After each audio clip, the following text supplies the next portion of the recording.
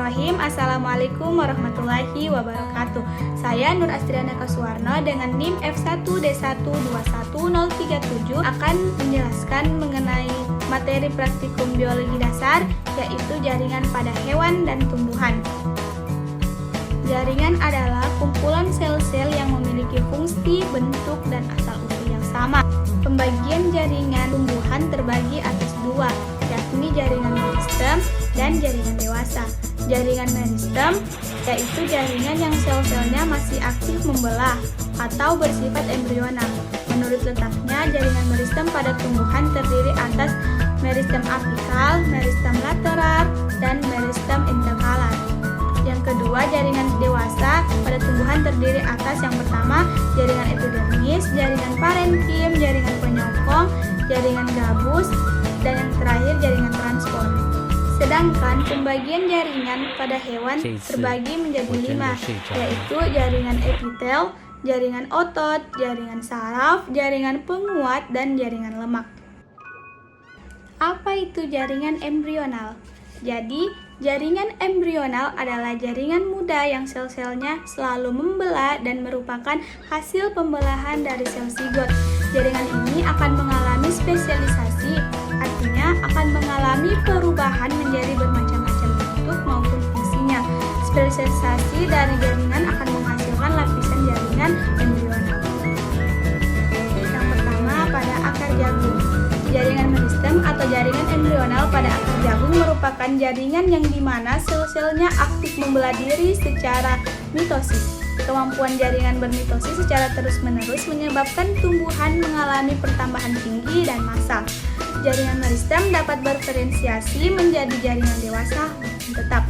Berdasarkan letak jaringan, meristem dibagi menjadi dua, yaitu meristem apikal dan meristem interkalar. Jaringan apikal sering ditemukan pada bagian tunas, daun, dan ujung akar.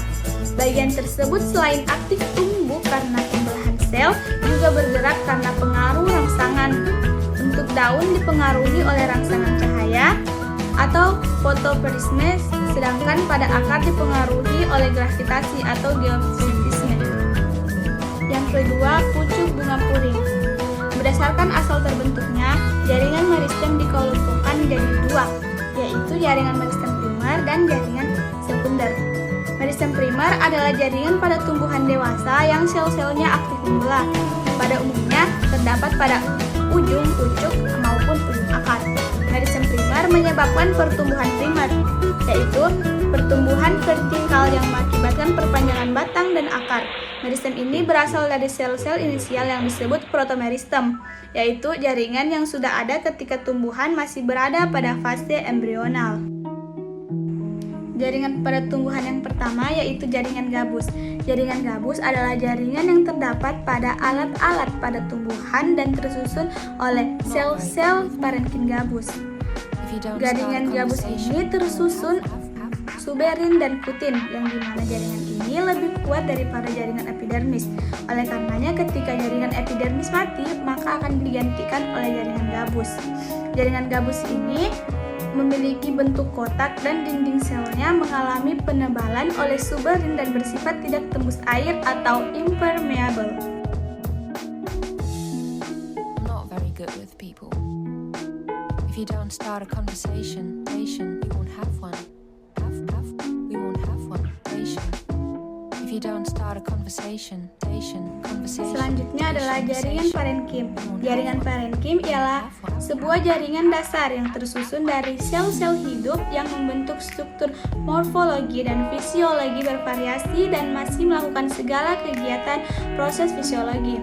Parenkim ini tergolong sebuah jaringan dasar karena hampir terdapat pada semua bagian tumbuhan. Letaknya ada pada bagian akar, batang, daun, bahkan buah. Maka dari itu, jaringan ini sering disebut juga jaringan dasar dan memiliki peran yang penting dalam tumbuhan. Bukan hanya pada tumbuhan berkayu, tapi parenkim juga ada di tumbuhan non-kayu. Sel parenkim itu ialah massa atau sel-sel yang menyebar luas pada seluruh organ dari tumbuhan.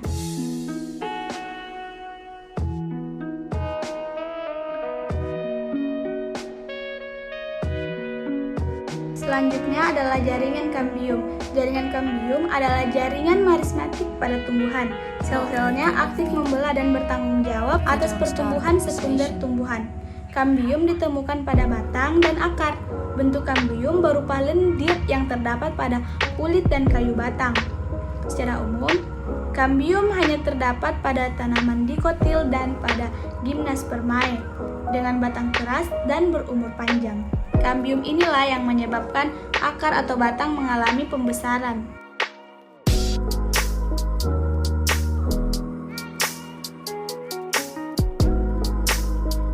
Jaringan epitel pada hewan merupakan jaringan yang berfungsi sebagai pelapis organ dan organ tubuh bagian luar hewan. Jaringan epitel berlokasi pada permukaan tubuh hewan yang membatasi organ tubuh dengan lingkungan luarnya. Jaringan epitel yang melapisi permukaan tubuh atau lapisan luar tubuh disebut dengan epitelium. Jaringan epitel yang membatasi rongga tubuh disebut mesotelium, dan jaringan epitel yang membatasi organ tubuh disebut endotelium.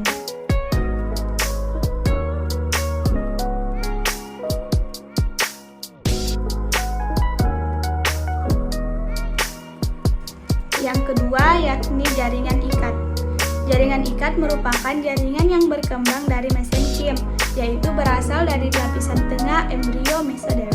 Jaringan ikat ini merupakan penyokong utama dari tubuh hewan dan manusia, sehingga seringkali disebut juga sebagai jaringan penyokong atau jaringan penyambung. Sel-sel jaringan ikat berada dalam sejumlah besar matriks atau bahan ekstraseluler yang diekspresikan sel-sel penyusunnya. Letak sel-sel jaringan ikat tidak berhimpitan, rapat atau terpencar-pencar bila berhubungan dengan ujung-ujung protoplasmanya.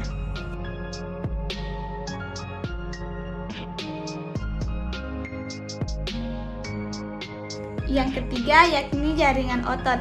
Jaringan otot merupakan jaringan yang berasal dari lapisan embrional dan disusun oleh sel-sel khusus yang mampu berkontraksi karena mengandung myofibril sebagai elemen kontraktil. Jaringan otot ini kira-kira membangun 40% dari berat tubuh vertebrata, termasuk manusia. Fungsi jaringan otot pada hewan adalah sebagai alat gerak aktif karena kemampuannya berkontraksi.